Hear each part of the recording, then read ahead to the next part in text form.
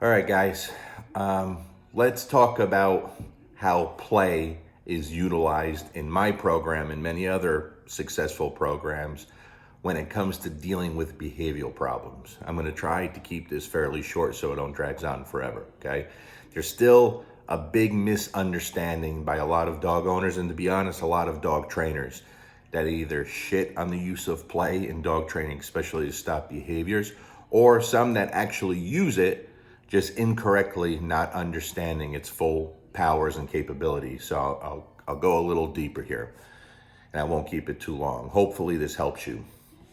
Let's say by far one of the biggest issues we see with dogs as dog trainers is leash reactivity. Dogs acting poorly when they see another dog or human on the leash, they blow up, they lose their mind, right? One of the most common things we all deal with. And yet, one of the things that so many truly fail to stop successfully for long term, and that's just the truth. It's not a popular truth, but that's just the truth. Most dog trainers cannot eliminate it with good long-term results. And there's plenty of reasons why. But let's talk about how play influences that stuff. In other words, if you come to me, let's say for a board and train, I'm going to keep your dog for a month, let's just say. And your biggest issue is when your dog sees another dog on the walk, he loses his mind. First of all, the one thing I'll always ask people that struggle on a walk, why do you walk your dog? Most people say, well, exercise for the dog.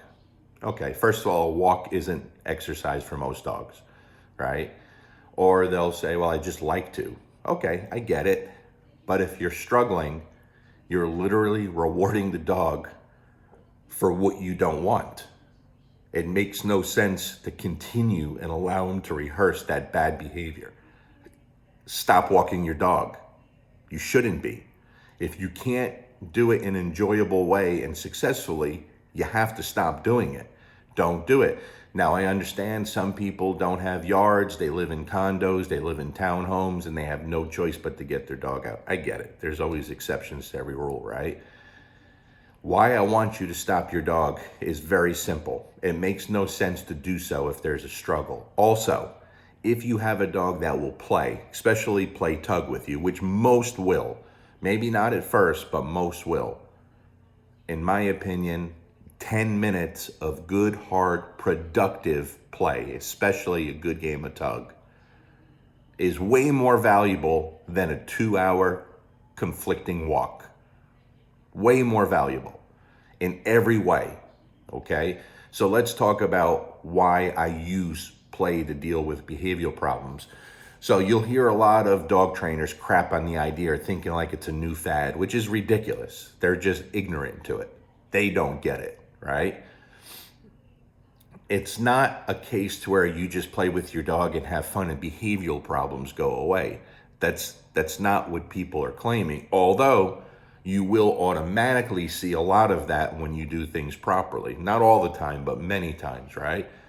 So in other words, if you send me your dog and it's got leash reactivity, and I'm going to keep your dog a month, your dog's not going to see a walk for at least 2 weeks, probably 3 weeks. I don't need to walk your dog. I don't need to see the problem at that moment and then try to deal with it. I believe you, right? I'm going to spend the first 2 or 3 weeks in my yard with that dog on a long line, and we're going to play, and we're going to play hard. Okay? Now, in that game, especially I'm talking tug in particular, when I ask someone, okay, what's your purpose in that play? What's your goal? What's your objective? Why are you doing that? Some of the answers I'll get very commonly are, well, I want to wear my dog out. I want to make him tired. I want to give him something to do. You know, I just want to have a fun time with them. I want to build a relationship. Those are the most common answers I get. And that's fine. All that stuff is true. It'll happen, but they're just small byproducts. If you're, in my opinion, there's bigger reasons. For one, a lot of you have dogs that were genetically bred to do something. Some of you have dogs that you shouldn't have. It's just too much dog for you. That's just the facts. You understand? If you get a high-powered dog, a working line breed or a herding breed that's bred to do something, you don't have a couch potato. You can't treat it like grandma's Cocker Spaniel. They need to do things, okay? So genetically, it's really important that we fulfill those needs. And easiest, best way to do that is through different forms of play. You have competitive play, a game like tug. You have non-competitive play, like fetch. You're doing that together. Tug is a competitive game. We'll get back to that in a second, right? So I'm going to spend my time playing with that dog because in that game, I get to build my whole communication system. All my markers, all my commands. Now, when I talk about markers, people say, yeah, I use markers. Okay, give me the list of your markers. They say, I use yes as a reward marker. Okay, cool, what else? Well, that's it. Then you don't have markers. You have to have a language that makes sense to the dog. And the more clear your language is, the easier it is for your dog to know what it should be doing at any given moment. You understand? So my marker, when I let the dog know, hey, we're about to do something cool, is you ready? If I say you ready, it doesn't matter if my dogs have their head in a groundhog hole. They're flying to me because they know we're going to do something cool. But what most people do, even that have a marker that brings their dog into drive, like you ready, is they'll go grab the toy. Now the dog's all fired up and they say, you ready? It's too late. You already spoiled the word. The word has no meaning because you did the physical part first in front of the verbal. You understand? So the verbal has no value. You want the verbal, you ready, to lead to you going to grab the toy. So in the future, as you get more consistent, when the dog hears you say, you ready? It's reflexive. It doesn't matter what they're doing. They're like, oh yeah, we're going to do something. But if you're putting it would be the equivalent of you giving the dog a reward and then saying yes. Yes has no meaning. Dog already got the reward. You understand? And then my reward marker, yes, is the reward marker from me. So if I'm holding the tug, I say, yes, the dog could hit it. Get it is my reward marker when the reward, whether it be food, a ball, or toy, it doesn't matter what the reward is. When it's away from me, it's get it. So if I have a tug here, yes, we're playing tug out, get it. Now you go get the reward over there. Very clear to the dog, right? When we're going to take a break or end the game, it's all done. And when I say all done, the dog should just turn off. Having the ability to have like a marker that brings the dog into drive, action, like you ready, yes, it's very valuable in telling the dog we're about to do something cool, right?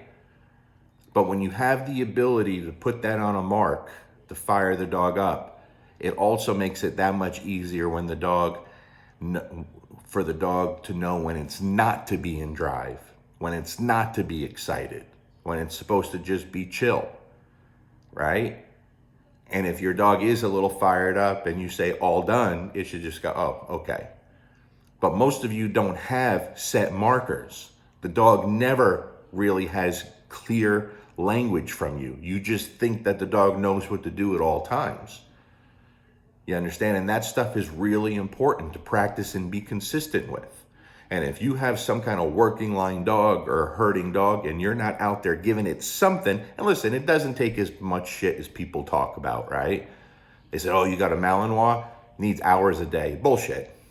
I have 2 high drive Malinois. My oldest guy is like on the extreme level of drive. I've never done anything with any of my dogs for hours a day. It's ridiculous. First of all you would do is build a fitter asshole that needs more and more activity. My dogs are family pets. Give me a good 15 minutes, 20 minute stops of real good hard action. They're happy. They're as happy as could be. And I don't even get to do that often because I'm always with other people's dogs, right? Also, in that play, besides establishing your language, your markers, your commands, you get to set rules and boundaries and enforce them. That's really vital. It's important. Like any game you play as a human, basketball, boxing, football, doesn't matter. There's rules. And when you break the rules, there's some kind of penalty, right? So I don't want to take your reactive dog on a walk, watch him blow up, and then say no and try to stop that when no doesn't even have meaning to him. Thinks it's his middle name because you use it so much, right? No, instead, I'm going to teach that when the dog is primed for learning, when he loves what we're doing. That's in the middle of play. Again, for example, we're playing tug, we're going at it. I say out, he lets go of the tug, and then he goes to grab it again without permission. Well, most people at that moment, they say something like, and they pull the tug away. It's insanity. You're telling the dog one thing and doing another. And you're so scared of the dog making a mistake. I want the dog to make that mistake. And this is also why most of you still need a long line on your dog, right? Because at the moment he goes to grab that tug, I'm not going to get mad or frustrated or try to make sure he doesn't screw up. I'm going to let him make the mistake. And I'm going to say no, very matter of fact. And I'm going to give him a few pops on the leash or a tap in the nose with my finger, something to let him know, hey, you're breaking the rules. And when he backs off, I'm going to go, hey, good job. That's what I'm looking for. Yes, back to the tug, right? When he made the right choice of backing off, I gave him feedback. Good job, buddy. That's the right choice. Most of you, you're giving feedback to the dog constantly when they're doing what you don't like, but then the dog makes an effort and does what you want and he gets no feedback. Right? So that's really, really important. Really important. So if you guys go back probably about 4 years ago, I did all these videos with Ranger, the Cane Corso, and I filmed everything. There's a lot of videos out there. Human aggressive dog. I had to take him out with a bite suit on for the first few days. You know, once I trusted him enough and took the suit off, now my first job was to get him to trust me and to play with me, which he wouldn't. But I didn't just quit. I tried every morning, first thing in the morning, for a good 10, 15 minutes. I didn't beg him to play. I offered him to play, and then I played by myself.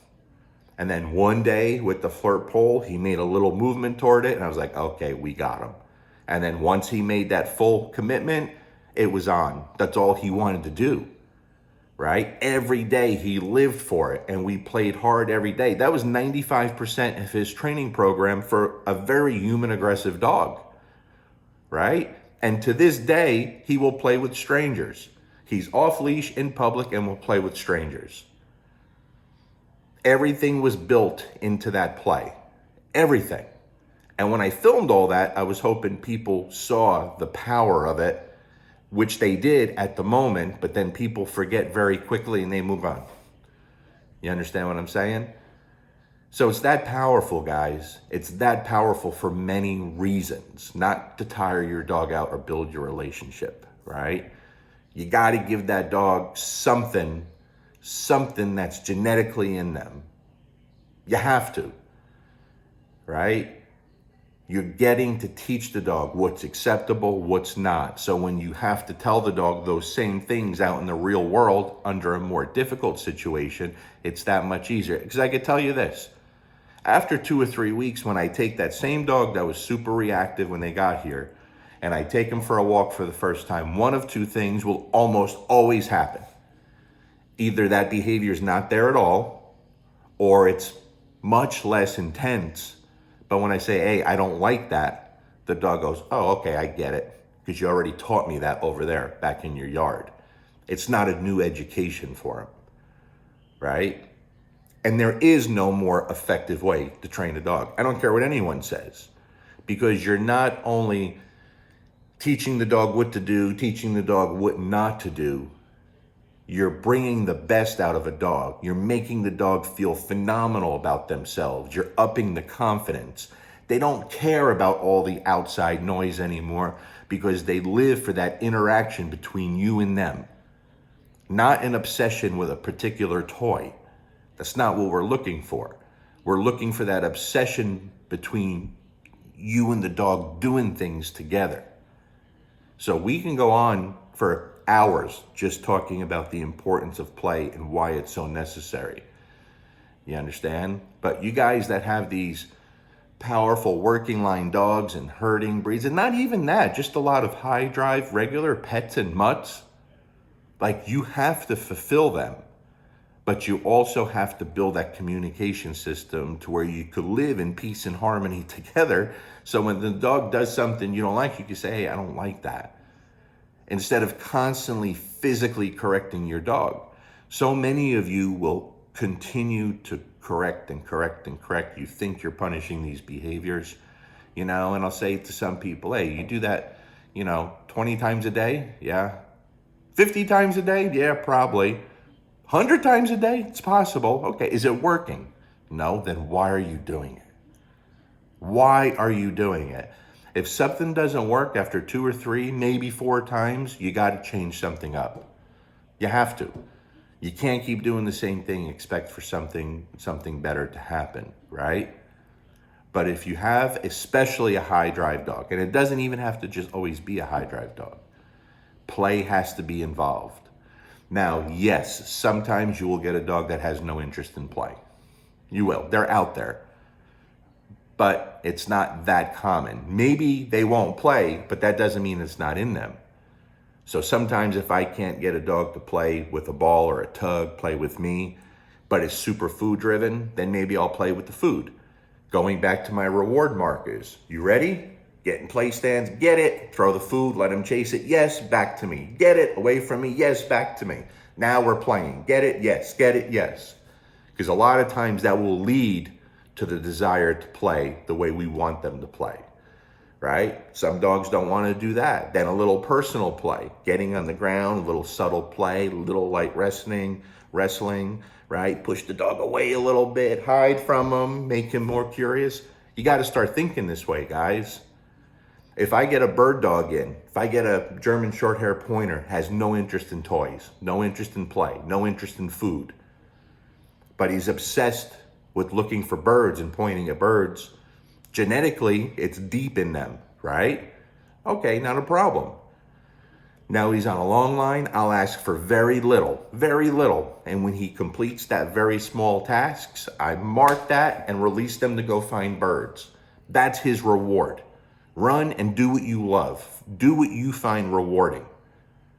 I'm not gonna fight him and try to shove food down his face when it's not rewarding, or beg him to chase a ball when he has no interest. I'll make the effort to get him to do it, but then I'm gonna tap into what he finds rewarding, right? That becomes the reward. Running through the woods, running along my wood line, looking for birds, chasing rabbits, all those things.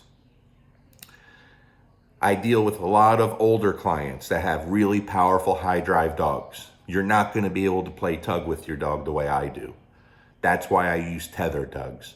If you could set up a spring pole, even better. If you don't know what a spring pole is, look it up, right? Go to my buddy Jay Jack's page, go look at grc.org or whatever it is.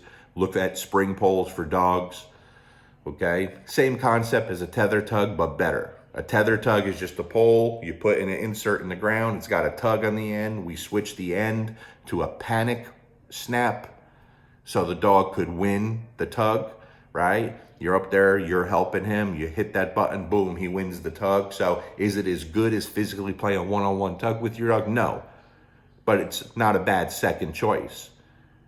So I have a lot of older clients with powerful dogs. If you're not out on that tether tug with them, you shouldn't have the dog, because they need this stuff or they're going to get into trouble. It's going to make your life easier for so many reasons. So I hope this helps, right? But again, you're establishing your whole communication system within that play. You're setting rules and boundaries, and you're enforcing them. And the play should be competitive. You're playing a game. You're trying to win. You're trying to get that tug away from your dog. He's trying to get it away from you. Now, again, you have to use common sense. If you're playing tug with a wiener dog, don't go snatching it and throwing him across the yard to get the tug from him. You got to adjust your play so he feels like he has a chance. But at the same time, you're not just, here you go, giving him the toy. He should earn it. And a lot of you do that. Dog has the tug and you just let go. Oh my God, you won. You're so much stronger than me. You're not fooling the dog.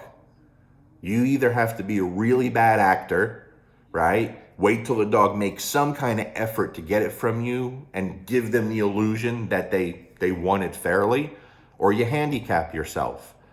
What do I mean by that? If you're holding the handles on a tug, cut them off. Don't use the handles. Grab it, the tug itself, and instead of holding it with full hands, Maybe take your thumb and 2 fingers, on each side maybe, because now you have to put real effort into it.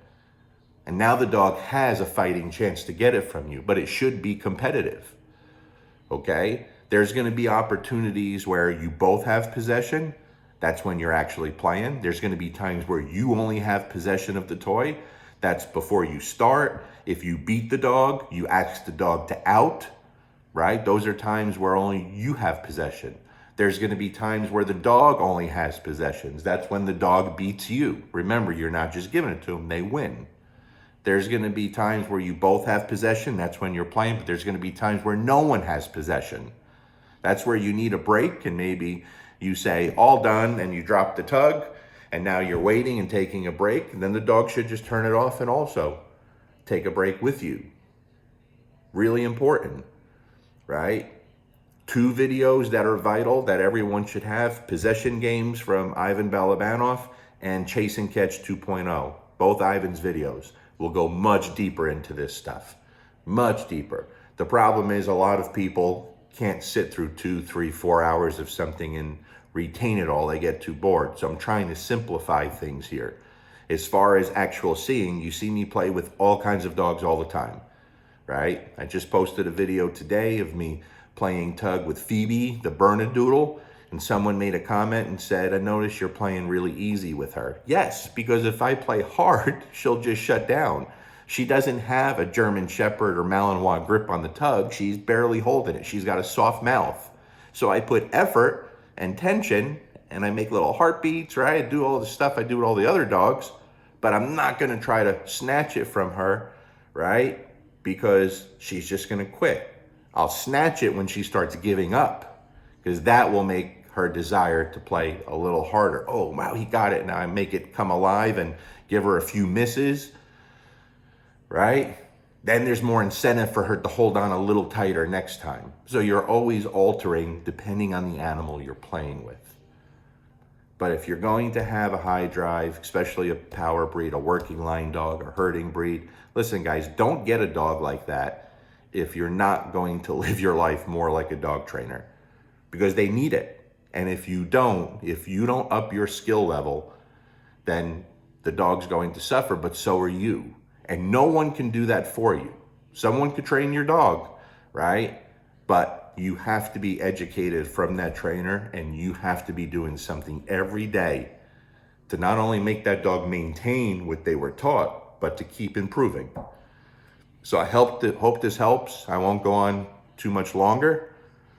If you have any questions, this will probably, I don't think I'll make this video public, so it's probably going to be unlisted on YouTube, which means I could send you the link, but I'm not sharing it with the public, so I expect you not to send it to anyone, because if I find out anyone shares my unlisted videos, I just block you and delete you. Then I want nothing to do with you, because I have really good videos on punishment, like examples, and I was sharing them with my clients, and some scumbag started sharing them. So now I just don't share them with people. I keep them private. And it's too bad, because they're super valuable for people to see.